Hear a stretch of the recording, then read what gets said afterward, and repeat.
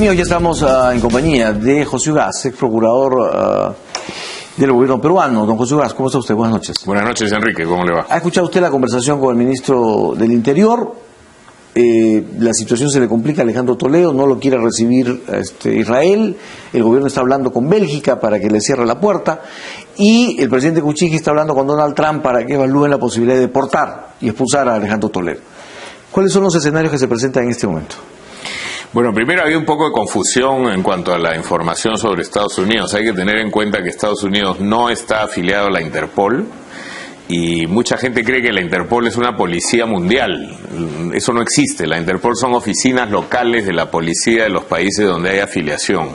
Como Estados Unidos no tiene Interpol, oficina de contacto con Interpol, entonces lo que ocurre es que se tramitan estos pedidos a través del Departamento de Justicia, que a su vez efectivamente los pasa a un juez una vez que la persona es ubicada para que el juez decida en los Estados Unidos si procede o no la captura de esa persona. En el pasado han habido dos casos que yo recuerdo en este momento, uno el de Carlos Manrique y el otro el de Aybar Marca. Ambos fueron, a pedido del Perú, detenidos en la Florida, puestos a disposición de un juez que ratificó la captura y luego se produjo la extradición. Ahora, es verdad que Estados Unidos no está afiliado al Interpol, pero creo que tiene elementos de colaboración.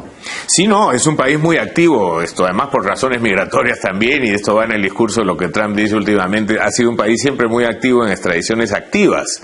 Lo que pasa es que en este caso hay la excepción de la residencia y la nacionalidad. Las normas del Departamento de Justicia de los Estados Unidos, que es el que regula esto, el jefe del Departamento de Justicia en ese país es el fiscal de la nación, ¿no? Por lo tanto, corresponde al Departamento de Justicia decidir este tipo de situaciones. Muy bien, pero en una situación en la que el Departamento de Justicia tiene que decidir sobre un residente que tiene la acusación que tiene Alejandro Toledo, ¿cuál sería el escenario? Yo creo que lo entregarían. El problema son los plazos, y aquí había la premura de que se sabía que estaba pensando tomar un avión para irse a Israel y tratar de sacar ventaja de la nacionalidad de su esposa para evitar ser extraditado. Sabemos que hay jurisdicciones que no extraditan nacionales y en este caso él tendría aparentemente también la nacionalidad por accesión en el matrimonio. Pero había el antecedente de un ciudadano judío que el Perú entregó a Israel, lo cual podía ayudar en la reciprocidad. Sí, donde no existen tratados bilaterales o multilaterales, siempre se aplica desde el punto de vista del derecho penal internacional el principio de reciprocidad, pero eso en realidad está muy librado a quién es el gobierno de turno en ese país, qué circunstancias políticas rodean la circunstancia para ver si es que lo entregan o no lo entregan. Ahora ya tenemos una decisión oficial de Israel. A Israel no entra. Dicho ya, por lo que he escuchado hace un momento, que Israel no lo va a recibir, entonces tendrá que buscar algún otro lugar donde refugiarse. ¿Existe ese otro lugar? Mire, en el pasado con el Perú han habido problemas, por ejemplo, con Chile, ¿no? Chile ha sido un país que tradicionalmente se ha negado a entregar extraditados a este país, y esa tradición se rompió en algún momento con el caso de Fujimori, ¿no? Cuando la Corte Suprema, luego de una gran polémica, decide finalmente entregarlo. Entonces hay jurisdicciones más complejas que otras. Panamá fue un país que durante muchos años se prestó al juego de, bajo la cobertura del asilo político, darle refugio a una serie de presidentes corruptos de la región. Esa tradición la rompieron ya hace algunos años. Entonces depende mucho en realidad de qué gobierno esté en un país determinado para ver si es que se aviene o no a este tipo de pedidos de cobertura, ¿no? ¿Esa condición de residente de Alejandro Toledo podría impedir que lo detengan? No, lo que exige la condición de residente es que el juez tiene que evaluar con copias del expediente peruano si existe o no tipicidad, las formalidades básicas de doble incriminación, pena mínima, etcétera, para luego tomar una decisión. Caso que no ocurriría con un ciudadano común y corriente del Perú. En el caso de Manrique y Aybar Marca, como repito, esta necesidad de pasar primero por un juez de garantía para verificar el cumplimiento de los requisitos no se da. Pero en este caso, siendo él residente, por lo que es profesor invitado o ha tenido ese estatus de profesor invitado en una universidad norteamericana, entonces la política del Departamento de Justicia y las normas que regulan esto así lo establecen. Ahora, ¿la posibilidad de que él pueda ser deportado es una posibilidad real? Puede haber una decisión política del presidente Trump frente al pedido del presidente Kuczynski de decir, sí, ¿me lo deportan? Depende también de cómo esté regulada la política migratoria de cada país. Normalmente la deportación procede cuando hay algún estatus de ilegalidad migratoria, el caso de Montesinos en Venezuela, ¿no es cierto?, que había ingresado ilegalmente y por eso procedió por razones administrativas su inmediata expulsión. Cuando el ciudadano extranjero ha cometido un delito, ha violado algún otro tipo de ley en el país receptor, en el país requerido, que tampoco es el caso, pero yo no conozco el detalle en este momento, pero con toda esta política que Trump está generando para los inmigrantes, podría ser que un inmigrante calificado como indecente o cuestionado o requerido entrara en alguna norma de excepción y en ese caso pudieran proceder a la expulsión. Su condición de residente y expresidente, sobre todo la expresidente, ¿lo complica, lo beneficia? Mire, yo creo que en este caso juega en su contra no solamente el hecho de ser un expresidente, sino estar imputado en el contexto de un caso como Lava Jato, que ha tomado tal volumen y tal dimensión y ha movido las fibras del poder, que yo creo que alegar en este caso, como normalmente hacen los corruptos cuando huyen de un país, de decir que es un perseguido político, es una prédica que no va a tener ninguna receptividad.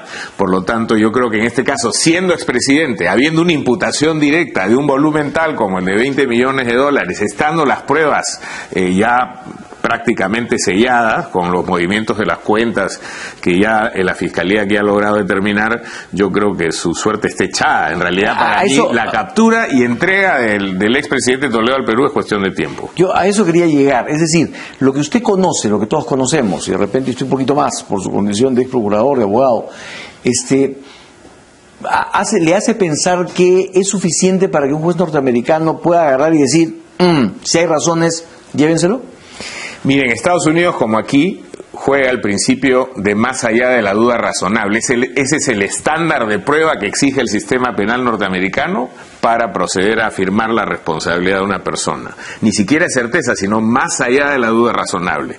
Las pruebas que hoy sabemos que existen en el caso de Coteva, más aún con la sindicación directa de Barata Hora, corroborada por los movimientos bancarios. Que además, es esa, de lo que hemos leído, la acusación contra Alejandro Toledo se basa en una información que viene de los Estados Unidos.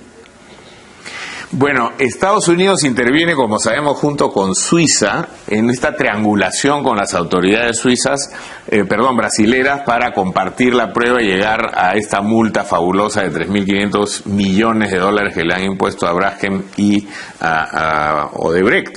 Por lo tanto, las autoridades norteamericanas son parte y conocen. Hay un memorándum que ellos han hecho públicos donde hablan de un alto funcionario que ha ido a pedir y obviamente ellos tienen la declaración de Barata. ¿Puede ayudar a que el juez pueda tomar una decisión favorable a la justicia peruana? Es lo que le decía. Yo creo que en cualquier circunstancia la evidencia que existe en el caso Toledo está más allá del estándar de duda razonable que exige la justicia norteamericana y por lo tanto la entrega para mí no tiene duda. ¿Se debería encausar también a Elian Karp? Todo indica que ella ha sido partícipe y no sabemos los detalles. Habría que entrar ya un poco en el tema de la investigación y ver qué tienen los jueces sobre ella, pero no hay que olvidar que su madre fue una pieza fundamental en la primera intentona de cobertura, al decir que ella efectivamente fue la que prestó el dinero y luego entregar su nombre para que exista una cuenta. Entonces, por lo pronto, la mamá de la señora Karp sí está en una situación legalmente complicada, al menos que se demuestre que Toledo la engañó. Pero todo indicaría, por lo que hemos conocido de la relación de la pareja, que la esposa está bastante involucrada también en las decisiones de su marido, ¿no? Lo que debería ameritar una acusación de la Fiscalía, no, todavía. En el caso peruano habría que ver si existen elementos suficientes para afirmar un caso de complicidad o coautoría, es decir, hasta qué punto ella efectivamente con pleno conocimiento, es decir, en una actitud dolosa, ha sido partícipe de estos hechos, ¿no? Doctor Ugas, le cambio el tema para preguntarle si le sorprendió la renuncia del doctor Eduardo Roy Gates a la defensa de Nadine Heredia. Bueno, creo que ahí hay un proceso acumulatorio. Yo no he hablado con él, no conozco las razones. Él dice que son razones personales, pero también... ¿A usted le sorprende? Más allá, digamos, del tema estrictamente profesional, como ciudadano, ¿le ha sorprendido? La verdad que no, porque creo que primero la cantidad de procesos que está enfrentando la señora son muchos, hasta donde él ha señalado más de una vez, parece que no actuaba por un tema de honorarios en particular, sino por su cercanía con la pareja presidencial, y además el nivel de exposición política que este caso tiene para una persona que ha sido asesor personal del anterior presidente. Yo me imagino que todo eso lo ha llevado a una evaluación para decir, mejor lo dejo aquí. Pero en realidad eso tendría que explicarlo con más detalle, ¿no? Bueno, él solamente ha emitido un comunicado diciendo que su carga profesional, su incorporación al estudio le genera un problema.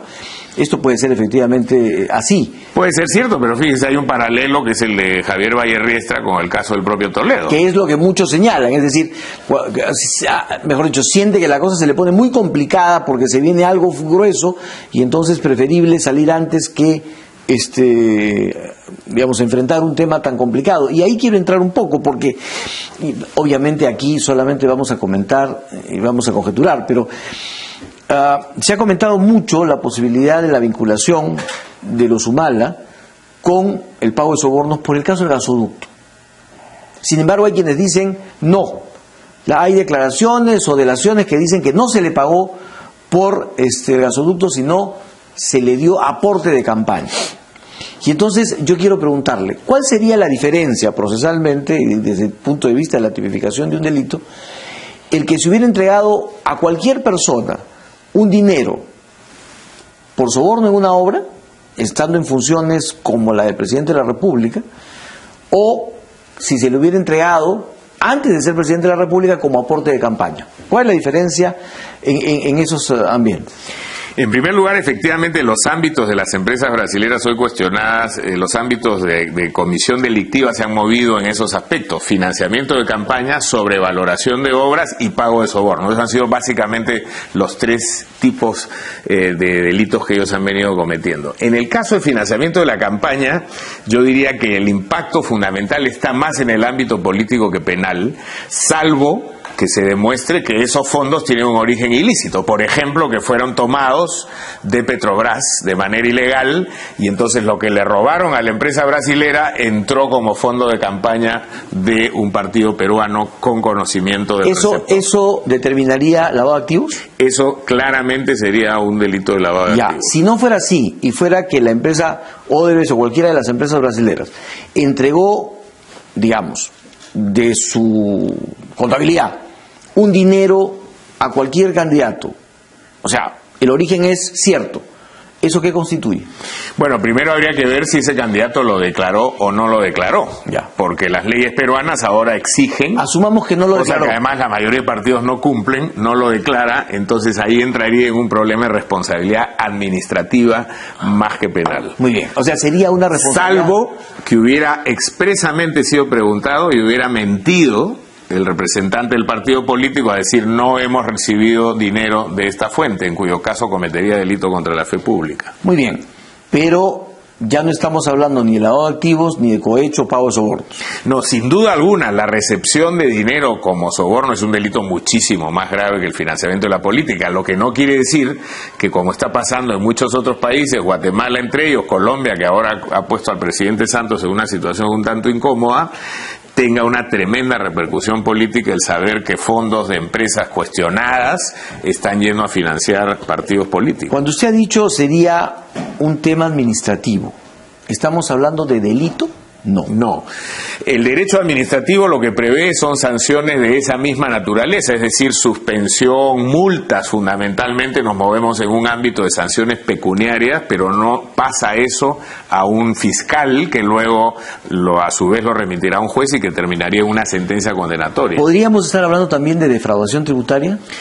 Evidentemente, si se han movido fondos que deberían generar un pago de impuestos y esto no se ha hecho, entonces sí, sin duda alguna. Un aporte a la campaña es un pago que genera obligación de pago de campaña, hasta donde yo conozco, no es mi especialidad, pero entiendo que los aportes de campaña no tributan. Más bien, parece en el caso del expresidente Humala que los dineros que vinieron de Venezuela en su momento, y no sabemos todavía de Brasil, fueron utilizados para gastos personales. En esos casos sí estaríamos hablando de un ingreso que a su vez generaría una obligación de tributar.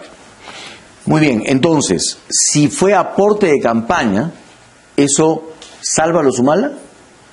Del punto de vista penal, si es que no ha habido ningún acto de fe pública, quedaría reducido a un ámbito administrativo, para ellos y para el partido. Perdóneme, en cualquier caso, es decir, si el dinero lo hubiera recibido Ollanta Humala o si lo hubiera recibido Nadine Heredia. En cualquier caso, porque ella era la presidenta del partido y él era el presidente de la República, que además estaba viniendo a gobernar por cuenta de ese partido.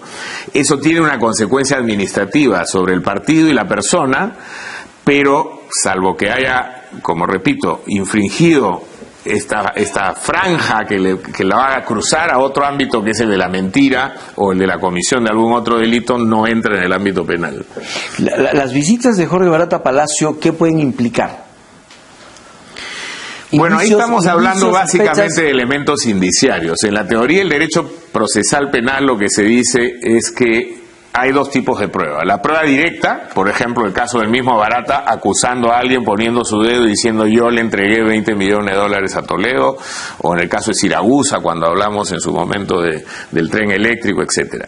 Esa prueba, si se corrobora con mínimos actos posteriores, determina un tipo de responsabilidad. Pero puede haber otro tipo de prueba, que es la llamada prueba indiciaria, donde se van sumando una serie de elementos más débiles que no tienen la condición de prueba directa, de prueba contundente, y entonces hay una regla de la lógica que se debe aplicar ahí, ya con tecnicismo de antecedente consecuente, que no sean contradictorios, que sean múltiples, se aplican una serie de criterios, y si esos criterios se cumplen, entonces esa prueba indiciaria cualitativamente pasa a ser prueba suficiente y puede dar pie a una condena. La visita del señor Barata por sí misma a Palacio de Gobierno no tiene mayor connotación penal, pero si a eso se le van sumando otros elementos, entonces sí podría, sin duda alguna, convertirse en un elemento indiciario. Y la última pregunta, y esto, como repito, solamente es una conjetura, ¿no es cierto? No tenemos ninguna razón para saberlo, pero en el supuesto de que hubiera habido un pago de soborno, que no lo recibió, como en el caso de la acusación a Alejandro Toledo, digamos, no la negoció directamente Alejandro Toledo, sino que lo hubiera negociado la cónyuge de un presidente, y que lo hubiera recibido la cónyuge de un presidente. ¿Esto qué implica? Bueno, eso no es soborno a un funcionario, ni es cohecho. No, pero ahí estamos hablando ya de autoría mediata. Entran una serie de elementos técnicos que perfectamente pueden llevar la responsabilidad. De todas maneras. No, eso es fácil.